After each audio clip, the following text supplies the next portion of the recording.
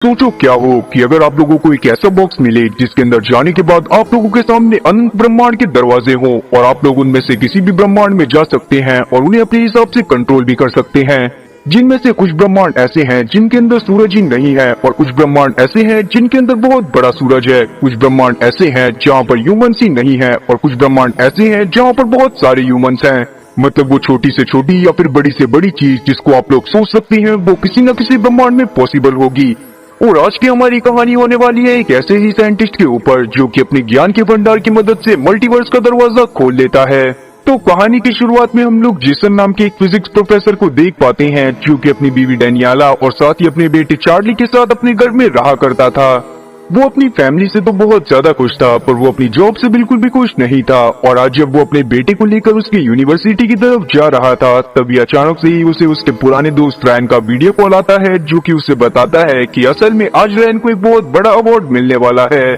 जिसके चलते ही वो आज रात में जेसन के घर के पास वाले बार में एक बहुत बड़ी पार्टी देने वाला था जिसमें वो जेसन को भी इनवाइट करता है। अब वैसे तो जेसन अपनी दोस्त की कामयाबी पे खुश था पर कहीं न कहीं वो अपनी जिंदगी से उदास होता है क्योंकि अपनी शादी से पहले वो एक ऐसे डिवाइस पर काम कर रहा था जिससे मल्टीवर्स की थ्योरी को एक्सप्लेन करा जा सकता था और अगर वो ये काम कर देता तो आज वो अवार्ड उसे मिलता।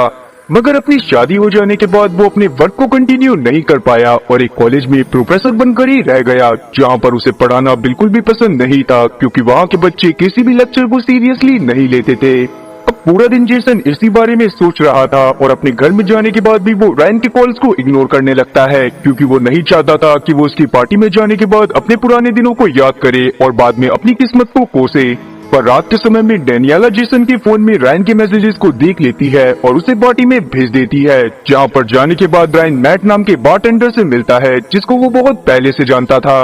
अब रैन वहाँ पर जेसन से मिलने के बाद बहुत ज्यादा खुश था और वो उससे काफी सारी पुरानी बातें भी करता है जिससे जेसन को भी काफी ज्यादा अच्छा लगता है और वो रैन से बहुत देर तक बातें करता रहता है। रैन ने जेसन को पार्टी में एक खास मकसद से बुलाया था और जब पार्टी खत्म हो जाती है तो रैन जेसन को बताता है कि वो अपनी खुद की एक न्यूरोटेक कंपनी चालू करना चाहता है जिसके लिए उसे जेसन की मदद की जरूरत है और वो जेसन को डबल पैसे भी देगा। तब जेसन रैन से इस बारे में सोचने के लिए थोड़ा सा वक्त मांगता है और पार्टी से चला जाता है। पर रास्ते में हम लोग देखते हैं कि एक आदमी मास्क में उसको गन पॉइंट पर ले लेता है और उससे उसका फोन और साथ ही वॉलेट भी छीन लेता है। तब जेसन भी उस आदमी को चोर समझकर अपना बटुआ और अपना फोन उसे दे देता है पर उसके बावजूद भी वो आदमी उसको नहीं छोड़ता और उसको एक गाड़ी में बिठाकर रास्ता बताते हुए एक वेयर हाउस टाइप की जगह पर लेकर चला जाता है।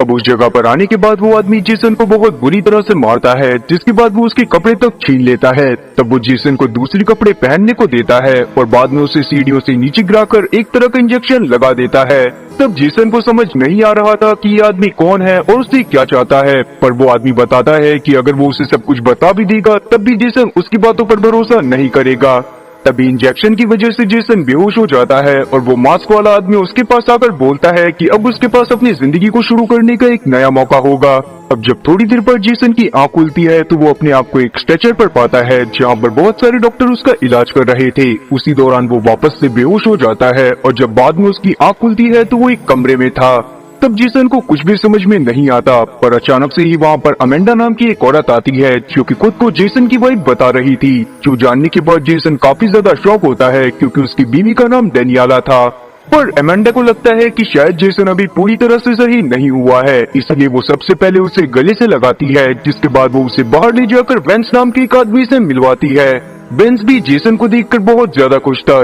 जेसन वेंस को पहचानता था क्योंकि उसके कॉलेज में वो उसके साथ पढ़ाई करा करता था, पर अभी के टाइम पर वेंस पूरी तरह से चेंज हो चुका था। वेंस की बातों से हम लोग जान पाते हैं कि जेसन आज से 1.5 साल पहले के एक्सपेरिमेंट को करते हुए अचानक से गायब हो गया था और तब से वो सीधा अब लौट कर आया है। वेंस के अलावा भी वहाँ पर और भी काफी सारे एम्प्लॉय थे जो कि असल में वेंस और जेसन के अंदर ही काम करा करते थे। तब जेसन वहाँ पर सभी लोगों को समझाने की कोशिश करता है कि वो अभी बस कुछ घंटे पहले ही गायब हुआ था और अब वो सीधा यहाँ पर आ गया है। और ना तो वो अमेंडा को जानता था और ना ही उसे समझ आ रहा था कि आखिरकार वहाँ पर चल क्या रहा है। तब यहाँ पर अमेंडा को लगता है कि शायद इतने समय बाद लौटने की वजह से उसे आराम की जरूरत है, इसीलिए वो सभी लोगों से शांत रहने को बोलती है।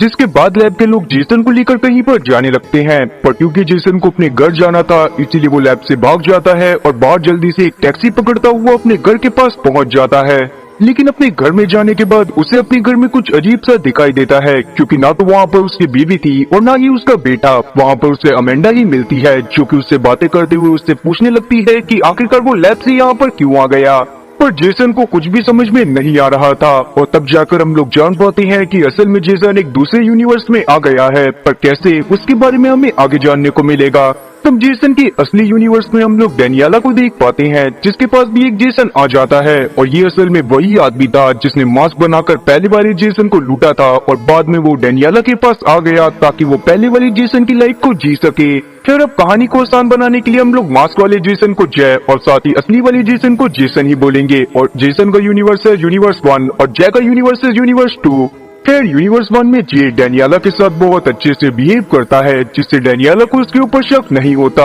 और उसके बाद वो दोनों रूम में जाकर इंटीमेट होते हैं, और हम लोग यूनिवर्स 2 में देख पाते हैं कि जेसन बहुत ज्यादा परेशान था। उसको कुछ भी समझ में नहीं आ रहा था कि आखिरकार उसके साथ चल क्या रहा है। तब वो एमेंडा से डेनियाला के बारे में पूछता है, पर एमेंडा को बहुत ज्यादा गुस्सा आ रही थी, क्योंकि जे पहले बिल्कुल भी ऐसा बिहेव नहीं करा करता था। तब जेसन घर में मौजूद सभी चीजों को ध्यान से देखने लगता है, और उसे पता चलता है कि इस दुनिया के जेसन के पास वो सारे अवार्ड्स भी थे जो कि कभी जेसन अपनी दुनिया में लेना चाहता था। पर क्योंकि अभी तक जेसन को कुछ भी अच्छे से समझ नहीं आया था, इसीलिए वो काफी ज्यादा परेशान होने लगता है। अब अमेंडा उसकी ऐसी हालत देखकर तुरंत ही लैब में फोन कर देती है और वहाँ से कुछ गार्ड्स को बुला लेती है। मगर जैसे ही जेसन को इन सब चीजों के बारे में खबर लगती है, तो वो तुरंत ही घर से भाग जाता है और पास के उसी बार में चला जाता है जहाँ पर उसे रैन ने पार्टी में बुलाया था। जहाँ पर जाने के बाद उसकी मुलाकात मैट से होती है, पर मैट भी उसे नहीं पहचानता था। जो जानने के बाद यहाँ पर जेसन का दिमाग खराब हो जाता है और वो तुरंत ही एक हॉस्पिटल में अपना चेकअप करवाने के लिए चला जाता है।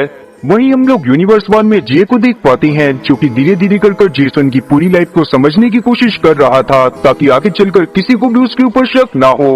हो सकता है कि वो यहाँ पर किसी मकसद से आया होगा, जिसके बारे में हमें आगे चलकर पता चले। खैर हम लोग यूनिवर्स 2 में जेसन को देख पाते हैं, जिसके पास डॉक्टर आकर उससे रिपोर्ट्स के बारे में बताने लगती है। और तब जाकर जेसन को पता चलता है कि उसके दिमाग में कोई भी प्रॉब्लम नहीं है, बस डॉक्टर को उसके ब्लड में एक अजीब तरह का केमिकल मिला था, जिसके बारे में वो अभी तक पता नहीं लगा पाए हैं। जो केमिकल असल में वही हो सकता था जिसको जे ने जेसन की बॉडी में उसे बेहोश करने के लिए इंजेक्ट करा था। खैर आगे हम लोग देख पाते हैं कि जेसन इन सब चीजों से और ज्यादा परेशान हो जाता है, और उसकी समझ में नहीं आता कि आखिरकार इतनी जल्दी सब कुछ चेंज कैसे हो गया। तब डॉक्टर से थोड़ी देर और बात करने के बाद जेसन को ये बात पता चलती है कि जेसन इस दुनिया में एक बहुत मशहूर साइंटिस्ट है, जिसके नाम पर काफी सारे पेटेंट्स हैं। पर आज से 1.5 साल पहले वो अचानक से गायब हो गया था, और उसके बाद सीधा उसे अब देखा गया है। जो जानने के बाद जेसन काफी ज्यादा परेशान होता है, और वो डॉक्टर से तुरंत ही डेनियाला के बारे में सर्च करने को बोलता है। और तब जाकर जेसन को पता चलता है कि इस यूनिवर्स में कभी भी उसकी शादी डेनियाला से हुई ही नहीं।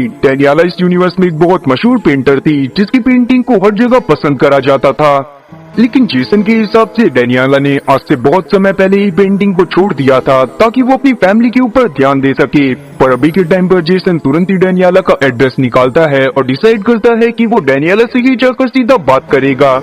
वहीं दूसरी तरफ हम लोग वेंस, अमेंडा और साथ ही एक सिक्योरिटी ऑफिसर को देख पाते हैं, जिनकी बातों से हम लोग जान पाते हैं कि उन्हें भी समझ में नहीं आ रहा था कि आखिरकार जेसन उनके साथ ऐसा बर्ताव क्यों कर रहा है। और क्योंकि पहले भी उनके एक्सपेरिमेंट के दौरान 3 लोग गायब हो चुके थे, इसीलिए वो नहीं चाहते थे कि जेसन बाहर जाकर उनके एक्सपेरिमेंट के बारे में किसी को भी बता दे, और इसीलिए ही वो जल्दी से जल्दी उसको पकड़ना चाहते थे। अब जैसे ही वो डेनियाला से मिलता है, वैसे ही वो उसे गले से लगा लेता है। पर डेनियाला को समझ में नहीं आ रहा था कि आज आखिरकार जेसन उससे ऐसा बर्ताव क्यों कर रहा है। आज वहाँ पर डेनियाला का एक ऑप्शन भी था। फिर जब वो उसकी पेंटिंग्स को देखता है, तो उसे पता चलता है कि वहाँ पर डेनियाला ने सिर्फ उसकी ही पेंटिंग बनाई थी, क्योंकि असल में डेनियाला से हमेशा जेसन कहा करता था कि क्या हो कि अगर हम दुनिया के अलग अलग रास्तों को चुने और अपनी चेतना की मदद से उनमें जा पाए। और उन्हीं कॉन्सेप्ट पर ये सारी की सारी पेंटिंग बेस्ड थी। और ये सब देखने के बाद जेसन को सोचने लगता है, पर उतने में ही वहाँ पर रैन भी पहुँच जाता है, जो कि खुद भी काफी ज्यादा बदल गया था। तब वो यहाँ पर जेसन को पार्टी में देखने के बाद काफी ज्यादा शॉक होता है, क्योंकि जेसन अक्सर ऐसी पार्टी में नहीं आया करता था। और जाहिर सी बात है कि इन लोगों का शॉक होना बनता भी है, क्योंकि वो लोग असल में जेसन को जे समझ रहे थे। अब जब वो दोनों एक दूसरे से बात करते हैं, तो उनकी बातों से हमें पता चलता है कि अक्सर जे रैन से मिलता रहता था, क्योंकि रैन उसकी लैब के लिए कुछ दवाइयाँ बनवाता था, जिसको सिर्फ रैन ही बना सकता था। अब जेसन उन दवाइयों के बारे में रैन से पूछ पाता कि तभी अचानक से ही वहाँ पर डेनियाला पहुँच जाती है और वो तीनों एक दूसरे से मिलने के बाद बहुत सारी बातें करने लगते हैं। वही यूनिवर्स 1 में हम लोग जे को देख पाते हैं, जिसकी हरकतें डेनियाला को कुछ अजीब लग रही थी, पर यहाँ पर जे किसी तरह से पूरी बात को संभाल लेता है और डेनियाला का शक वापस से उसके ऊपर से हट जाता है। वही यूनिवर्स 2 में ऑक्शन खत्म होने के बाद जेसन, डेनियाला और रैन तीनों साथ में बैठे हुए थे, जहाँ पर जेसन उन्हें अपने साथ हुई घटनाओं के बारे में बताने की कोशिश करने लगता है। साथ ही अब धीरे धीरे जेसन को समझ आ रहा था कि हो सकता है कि ये उसका यूनिवर्स ना हो, और इसीलिए वो डेनियाला और साथ ही रैन को बताता है कि उसके यूनिवर्स में उसकी शादी डेनियाला से हुई थी और उनका एक चार्ली नाम का बेटा भी था। वो दोनों एक दूसरे के साथ बहुत ज्यादा खुश थे और उस यूनिवर्स में अपना परिवार बसाने के लिए उन दोनों ने अपने करियर तक को दांव पर लगा दिया था। तब यहाँ पर डेनियाला और रैन को उसकी बातों पर भरोसा नहीं होता, क्योंकि इस यूनिवर्स में जेसन ने अपने करियर को ज्यादा तवज्जो दी थी और उसने डेनियाला के साथ हर तरह का रिश्ता खत्म कर दिया था। पर डेनियाला को ये बात भी बहुत अच्छे से याद थी कि जेसन उससे अक्सर मल्टीवर्स के बारे में बात करता था, जहाँ पर छोटी छोटी चीज भी एक बहुत बड़ा चेंज लेकर आ सकती थी। मगर अभी भी उसे जेसन की बात पर पूरी तरह से भरोसा नहीं होता। तब रैन तो यहाँ से चला जाता है, पर जेसन डेनियाला से उसके ही घर में रुकने की परमिशन मांग लेता है, क्योंकि वो जानता था कि बाहर उसे वेंस के लोग ढूंढ रहे। अब रैन के वहां से जाने के बाद इस यूनिवर्स की डेनियाला जेसन से जानना चाहती थी कि आखिरकार वो जेसन के यूनिवर्स में जेसन के साथ किस तरह से रहा करती थी। तब जेसन भी डेनियाला को अपने और अपने बेटे के बारे में सारी चीजें बता देता है कि वो किस तरह से और कितनी खुशी से एक दूसरे के साथ रहा करते थे। और वो सारी चीजें जानने के बाद डेनियाला को बहुत ज्यादा अच्छा लगता है और वो तुरंत ही जेसन के करीब आ जाती है, जिसके बाद वो दोनों एक दूसरे के साथ इंटीमेट होते हैं और जेसन डेनियाला को लेकर अपने घर के बाहर चला जाता है। जहाँ जाने के बाद वो तुरंत ही अमेंडा को कॉल कर बोलता है कि वो हॉस्पिटल में है और उसे अमेंडा की मदद की जरूरत है। जो बात जानने के बाद अमेंडा तुरंत ही हॉस्पिटल के लिए निकल जाती है और इसी बीच हम लोग डेनियाला और साथी जेसन को देख पाते हैं, जो कि जेसन के घर में घुस गए थे। जहाँ पर जाने के बाद जेसन जे के घर के माध्यम से अपने घर के बारे में डेनियाला को बताने लगता है और वो सारी चीजें जानने के बाद डेनियाला को बहुत ज्यादा अच्छा लगता है। साथ ही वहीं पर उन दोनों की बातों से हम लोग ये बात भी जान पाते हैं कि इस डेनियाला का चक्कर भी जे के साथ ही चल रहा था, पर जैसे ही ये प्रेग्नेंट हुई और जे को इस बारे में पता चला तो उसने डेनियाला को छोड़ दिया, क्योंकि वो अपनी रिसर्च को कंप्लीट करना चाहता था। लेकिन यूनिवर्स 1 में जेसन ने डेनियाला को नहीं छोड़ा था, जबकि वो इस बात को बहुत अच्छे से जानता था कि अगर वो उसके साथ शादी कर लेता है तो वो अपने रिसर्च को कंटिन्यू नहीं कर पाएगा। और यही सबसे बड़ा रीजन था कि जेसन सिर्फ एक प्रोफेसर बनकर ही रह गया, जबकि जे जिसने डेनियाला को टुकड़ा दिया था वो आगे चलकर एक बहुत महान साइंटिस्ट बना। तब जेसन जे के घर से उन सभी फाइल्स को उठा लेता है जो कि मल्टीवर्स थ्योरी के बारे में थी, और जेसन भी उनके ऊपर कभी वर्क कर रहा था, पर जे ने उस वर्क को कंटिन्यू रखा और इसीलिए ही वो आगे चलकर इतना सफल साइंटिस्ट बना। अब जब ये लोग वापस से डेनियाला के घर में पहुंचते हैं तो जेसन वहां पर उन सभी फाइल्स को रीड करने लगता है, जिन्हें रीड करने के बाद उसे ये बात पता चलती है कि न केवल जे ने उन सभी थ्योरीज को सुलझा लिया था, बल्कि उसने एक ऐसा बॉक्स भी बना लिया था जिससे वो मल्टीवर्स में ट्रैवल कर सकता था। अब जेसन को ये बात तो समझ में आ गई थी कि जे उसी बॉक्स की मदद से उसके यूनिवर्स में गया है, पर उसको ये बात अभी भी समझ में नहीं आ रही थी कि आखिरकार वो वहाँ पर गया क्यों है, क्योंकि अगर वो डेनियाला की वजह से वहाँ पर गया है तो वहाँ पर जाने के बाद उसे शायद जेसन को जान से मार देना चाहिए था, पर उसने जेसन को जिंदा रखा क्योंकि वो चाहता था कि वो उसके यूनिवर्स में आए। और अगर ये बात भी सच्चाई थी तो जेसन को ये बात भी समझ नहीं आ रही थी कि आखिरकार जे जेसन को उसके यूनिवर्स में क्यों भेजना चाहता था। वहीं हम लोग यूनिवर्स 1 में जे को देख पाते हैं, जो कि एक अजीब सी अबेंडेंट बिल्डिंग में आकर वहां पर एक बॉक्स को चेक करने लगता है, जो कि उसी बॉक्स की तरह लग रहा था जिसके बारे में उसकी थ्योरी में जिक्र था। अब वहां पर जाने के बाद वो कुछ कैमरास को वहां पर लगा देता है और चार्ली की डेट ऑफ बर्थ को देखने के बाद वहां से निकल जाता है। वहीं दूसरी तरफ हम लोग यूनिवर्स 2 में डेनियाला को देखते हैं, जो कि जब जेसन के करीब जाने की कोशिश कर रही थी तभी अचानक से ही वहां पर वेंस कंपनी की सिक्योरिटी ऑफिसर पहुंच जाती है, जो कि तुरंत ही डेनियाला को शूट करके जान से मार देती है और अब उसने जेसन को भी बंदी बना लिया था। अब अपनी आंखों के सामने डेनियाला को यूं मरता देख जेसन काफी ज्यादा परेशान हो जाता है, पर वेंस कंपनी की सिक्योरिटी ऑफिसर उसे तुरंत ही वेंस के पास लेकर चली जाती है। तो वहाँ पर वेंस सबसे पहले जेसन से डेनियाला की मौत की वजह से माफी मांगता है, जिसके बाद उसकी बातों से हम लोग जान पाते हैं कि असल में वेंस के मम्मी पापा की मौत उसके बचपन में ही हो गई थी, जिसके बाद उसके दादा ने उसे पाला था और वो बहुत ज्यादा अमीर थे, और इसीलिए उनकी मौत के बाद वेंस को बहुत ज्यादा पैसा मिला। और एक दिन उसके पास अचानक से जे आया, जिसने उससे बातें करते हुए उसे बताया कि अगर वो अपना सारा पैसा जे को दे देता है तो वो उसे मल्टीवर्स में ट्रैवल करने के बारे में काफी सारी चीजें बता सकता है। और क्योंकि वेंस खुद भी मल्टीवर्स में ट्रैवल करके अपने पेरेंट्स से मिलना चाहता था, इसीलिए उसने अपना सारा का सारा पैसा उसी प्रोजेक्ट में लगा दिया। जिसके बाद डीजे ने जाकर उस मशीन को बनाया जिसकी मदद से वो मल्टीवर्स में ट्रैवल कर सकता था। तब उस बॉक्स को बनाने के बाद जे ने उसमें 3 लोगों को भेजा ताकि उसकी टेस्टिंग करी जा सके, पर उसके बाद उनमें से कोई भी लौट कर नहीं आया। जिसके बाद जे ने ये बात किसी को नहीं बताई कि उस बॉक्स को किस तरह से ऑपरेट करा जाता है।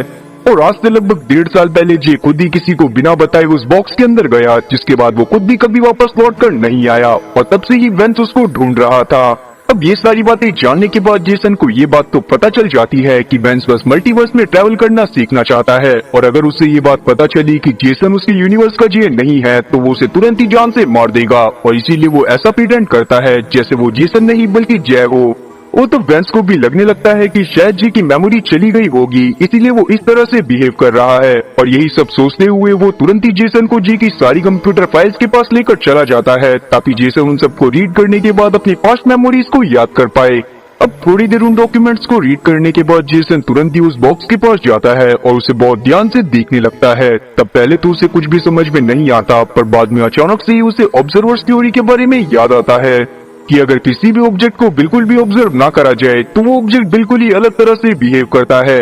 लेकिन अभी भी जेसन को ये बात समझ में नहीं आ रही थी कि बॉक्स में जाने के बाद भी इंसान का ब्रेन तो वर्क करता रहेगा और आसपास की चीजों को ऑब्जर्व भी करेगा, और अगर ऐसा होता है तो कोई भी इंसान मल्टीवर्स में ट्रैवल कैसे कर सकता है, और उस चीज को रोकने के लिए इन्हें कैसे कंपाउंड की जरूरत पड़ेगी जिससे इंसान के ब्रेन को कुछ समय के लिए बंद करा जा सके। तब जेसन उस वक्त की रिकॉर्डिंग को चेक करता है जब जे यहाँ से गया था, जिसके बाद वो उस रिकॉर्डिंग को भी चेक करता है जब वो खुद यहाँ पर आया था। तब जाकर उसे ये बात पता चलती है कि जिस वक्त वो खुद यहाँ पर आया था उस वक्त वो काफी ज्यादा नशे में था, और इस बात का साफ मतलब यही था कि असल में जे ने जो दवाई उसको बेहोश करने के लिए लगाई थी वो दवाई असल में उसे बेहोश करने के लिए नहीं थी, वो उसके दिमाग को बंद करने के लिए थी ताकि जे उसे इस यूनिवर्स में लेकर आ सके। अब जेसन को धीरे धीरे सब कुछ समझ तो आ रहा था, पर वो इस बारे में वेंस से कुछ भी शेयर नहीं करता क्योंकि वो इस बात को बहुत अच्छे से जानता था कि अगर वेंस को इन सब चीजों के बारे में पता चलेगा कि वो एक दूसरे यूनिवर्स का जेसन है तो वो उसे तुरंत ही जान से मार देगा। अब इसी तरह से कुछ दिन और बीत जाते हैं।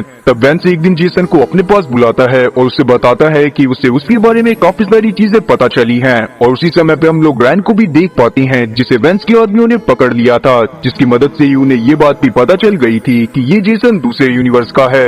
और अब जेसन के हाव भाव भी बदल गए थे। तब वेंस उसे बहुत बुरी तरह से मारता है और उसे आखिरी 2 दिन का टाइम देता है ताकि वो इस बॉक्स के बारे में सारी चीजें पता कर उसे बता सके, नहीं तो वो उसे जान से मार देगा। वही यूनिवर्स नंबर 1 में हम लोग देख पाते हैं कि जे यहाँ पर डेनिला के साथ बहुत ज्यादा खुश था। तब वो बहुत ज्यादा कोशिश करता है कि डेनिला और साथी फ्रैंकलिन को उसके ऊपर शक ना हो, पर धीरे धीरे कर उन दोनों का शक उसके ऊपर बढ़ता जा रहा था। पर डेनिला जे से इस बारे में डायरेक्ट बात नहीं कर सकती थी। तब वो जे से बातें करने लगती है और जे उससे बातें करता हुआ उसे वापस से एक बार यकीन दिला देता है कि वो ही असल में जेसन है। वही हम लोग दूसरे यूनिवर्स में रायन और साथी जेसन को देख पाते हैं जिन्हें वेंस के लोगों ने एक ही कमरे में बंद कर दिया था। अब जब यहाँ पर जेसन रायन से बातें करता है तब जाकर उसे पता चलता है कि असल में इस यूनिवर्स का जेसन रायन से ही काफी सारी दवाइयाँ बनवाया करता था जिसके बारे में उसने किसी को भी नहीं बताया था।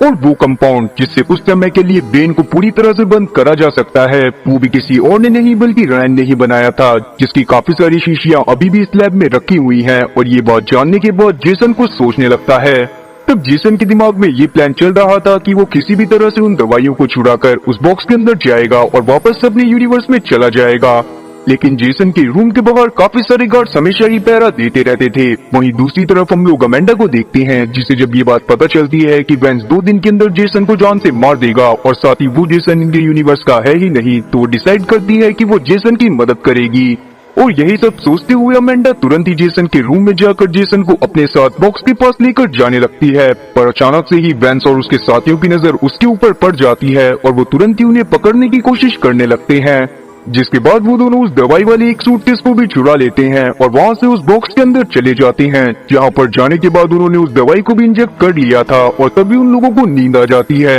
वहीं वेंस जब अपने साथियों के साथ उस बॉक्स को चेक करता है तो वहाँ पर उन्हें कोई भी नहीं मिलता, जो देखने के बाद उसे बहुत ज्यादा गुस्सा आती है। दूसरी तरफ हम लोग वापस से वेंस और अमेंडा को देखते हैं जिन्हें अब होश आ गया था और उन लोगों के सामने हजारों दरवाजे थे जो कि अलग अलग पैरेलल यूनिवर्स के थे और वो लोग किसी भी यूनिवर्स में जा सकते थे। पर इन दोनों में से ये बात किसी को भी नहीं पता थी कि आखिरकार यूनिवर्स 1 का दरवाजा कौन सा है। अब इस बात को जानने के बाद जेसन भी काफी ज्यादा परेशान होने लगता है, क्योंकि वो किसी भी हालत में अपनी फैमिली से मिलना चाहता था। तब अमेंडा जेसन से पूछने लगती है कि आखिरकार ये कितने दरवाजे होंगे, जिस पर जेसन साफ रिप्लाई करता है कि अगर किसी छोटी सी चीज को भी लेकर तुम अनगिनत पॉसिबिलिटीज बना सकती हो, तो वो हर एक पॉसिबिलिटी किसी न किसी यूनिवर्स में सच होगी। इसका मतलब यही है कि हर पल उनके दिमाग में एक नई पॉसिबिलिटी बनती रहेगी और उससे ही अलग अलग पैरेलल यूनिवर्स का जन्म होगा। और अब ये बात जानने के बाद अमेंडा काफी ज्यादा शॉक थी, क्योंकि इस तरह से तो ये कभी भी जेसन के असली यूनिवर्स को नहीं ढूंढ पाएंगे। तब ये लोग डिसाइड करते हैं कि ये लोग अलग अलग यूनिवर्स में जाकर उन यूनिवर्स को चेक करेंगे कि ये सही यूनिवर्स है या फिर नहीं।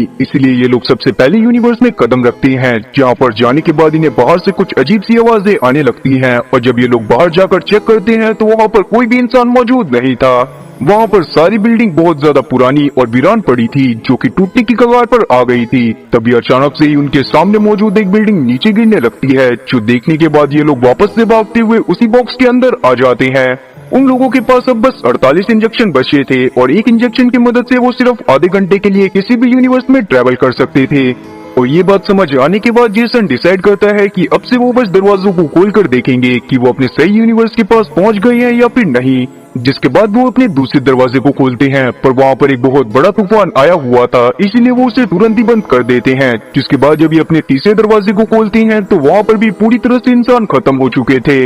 दूसरी तरफ वेंस को भी उन इंजेक्शन के बारे में थोड़ा दिमाग लगाने के बाद समझ में आ जाता है, जिसके बाद वो खुद भी इंजेक्शन के एक डब्बे को उठाकर उस बॉक्स के अंदर चला जाता है। वहीं दूसरी तरफ जेसन और अमेंडा काफी सारे यूनिवर्स के दरवाजों को खोलकर देख चुके थे, पर वहाँ पर उन्हें कहीं पर भी किसी भी ह्यूमन के होने का सबूत नहीं मिला था, जिससे अमेंडा काफी ज्यादा घबरा जाती है और इधर उधर भागने लगती है। तब जेसन अमेंडा को समझाने की कोशिश करता है कि वो इस तरह से कभी भी बाहर नहीं निकल पाएगी। हर पॉसिबिलिटी किसी न किसी यूनिवर्स में पूरी होती है और इसका मतलब यही है कि अगर इस यूनिवर्स में ये लोग वेलोसिटी लैब से जिंदा बचकर बाहर आ गए हैं, तो दूसरे यूनिवर्स में वहाँ के गार्ड्स ने इन दोनों को पकड़ लिया होगा। और अगर इन्हें जिंदा रहना है तो इन्हें किसी ऐसे यूनिवर्स में जाना होगा जहाँ पर खाना पीना मौजूद हो, जिसके बाद ये लोग खाना पीना लेकर वहाँ से आराम से निकलेंगे। अब इस बात पर अमेंडा भी एग्री करती है और ये लोग एक यूनिवर्स के दरवाजे को खोलते हैं। तब ये लोग वेंस की ही वेलोसिटी लैब में पहुंच गए थे, जो देखने के बाद अमेंडा यहाँ पर काफी ज्यादा शॉक होती है, क्योंकि उसकी समझ में नहीं आ रहा था कि आखिरकार यहाँ पर इतनी शांति क्यों है। फिर जब वो थोड़ी दूर से देखते हैं तो उन्हें पता चलता है कि ये वही यूनिवर्स है जिसके बारे में ये अभी थोड़ी देर पहले बात कर रहे थे। इस यूनिवर्स में जब अमेंडा जेसन को भगाने की कोशिश कर रही होती है तो वेंस के गार्ड उसे पकड़कर जान से मार देते हैं, जिसके बाद उन्होंने जेसन को भी वापस से अपना बंदी बना लिया था। अमेंडा ये सब देखकर काफी ज्यादा डर गई थी, पर अभी के समय पर वो जेसन के साथ सभी डोर्स के पास वापस तो आ जाती है, पर जैसे ही वो बाकी सभी दरवाजों को खोलने की कोशिश करती है तो वहाँ पर भी उसे सिर्फ तबाही ही नजर आ रही थी। तब अमेंडा को लगने लगता है कि वो लोग हमेशा के लिए यहाँ पर फंस गए हैं और इन्हीं सब बातों से फ्रस्ट्रेट होते हुए वो तुरंत ही एक दरवाजे को खोलती है और बाहर की तरफ भागना चालू कर देती है। तब जेसन उसे बचाने के लिए उसके पीछे जाता है, पर उस यूनिवर्स में बहुत ज्यादा बर्फबारी पड़ रही थी। तब थोड़ी दूर जाने के बाद अमेंडा बेहोश हो गई थी, जो देखने के बाद जेसन तुरंत ही उसे अपनी गोद में उठाता है और पास के एक घर में लेकर चला जाता है, जहाँ पर जाने के बाद उसने कुछ लकड़ियों की मदद से आग जला दी थी, जिससे अमेंडा को थोड़ा बेटर फील होता है। अब सुबह उठने के बाद जब जेसन बाहर जाता है तब उसे पता चलता है कि उस जगह पर 10 से 12 फुट मोटी बर्फ जम गई थी। इसका मतलब यही था कि इनका बॉक्स भी उस बर्फ के नीचे ही दब गया होगा और इन लोगों को ये बात भी नहीं पता थी कि आखिरकार इनका बॉक्स कहाँ पर होगा। अब इन्हीं सब बातों से परेशान होते हुए जेसन अमेंडा के पास जाकर उसे सब कुछ बताता है। तब अमेंडा उससे बातें करते हुए उसे ये बात बताती है कि असल में बचपन में वो अपने पापा के साथ अर्जेंटीना में जाया करती थी, जहाँ पर बिल्कुल ऐसे ही बर्फ पड़ा करती थी, और जब उसने दरवाजा खोला तब उसके दिमाग में सिर्फ यही ख्याल आ रहे थे। और तभी जेसन को ये बात भी याद आती है कि जैसे ही उन्होंने उस यूनिवर्स के बारे में बात करी थी जिसमें गार्ड से उन्हें पकड़ लिया था, तो अगला दरवाजा खोलने पर वो लोग उसी यूनिवर्स में चले गए थे। अब ये बात याद आने के बाद जेसन को ये बात समझ में आ जाती है कि असल में वो सारे दरवाजे उनके दिमाग से ही लिंक होते हैं, और क्योंकि अब तक कोई भी दरवाजा खोलते वक्त उनका दिमाग शांत नहीं था, इसीलिए ही वो हर बार ऐसी जगह पर पहुंच रहे थे जहाँ पर कोई भी ह्यूमन मौजूद नहीं था। अगर ये लोग अपने दिमाग को शांत रखकर उन दरवाजों को खोलने की कोशिश करते तो हो सकता था कि ये लोग किसी ऐसी जगह पर पहुंच जाएं जहां पर ह्यूमंस बहुत आराम से रह रहे हों। और तभी उन्हें ये बात भी याद आ जाती है कि उस बॉक्स के अंदर इलेक्ट्रोमैग्नेटिक फील्ड भी वर्क नहीं करती, और यही सब सोचते हुए वो तुरंत ही अपना कंपास निकालते हैं और इधर उधर उस बॉक्स को ढूंढना चालू कर देते हैं। तब कंपास में हो रही सस्पिशियस एक्टिविटी की वजह से इन्हें पता चल जाता है कि इनका बॉक्स कहाँ पर है। और तब ये लोग उस जगह पर खोदना चालू करते हैं और थोड़ी देर की मेहनत के बाद उस बॉक्स के अंदर आ जाते हैं, जहाँ पर आने के बाद ये लोग काफी ज्यादा खुश थे। वहीं दूसरी तरफ हम लोग वैंस को देख पाते हैं, जो कि अमेंडा और जेसन का पीछा करने के चक्कर में अलग अलग बहुत खतरनाक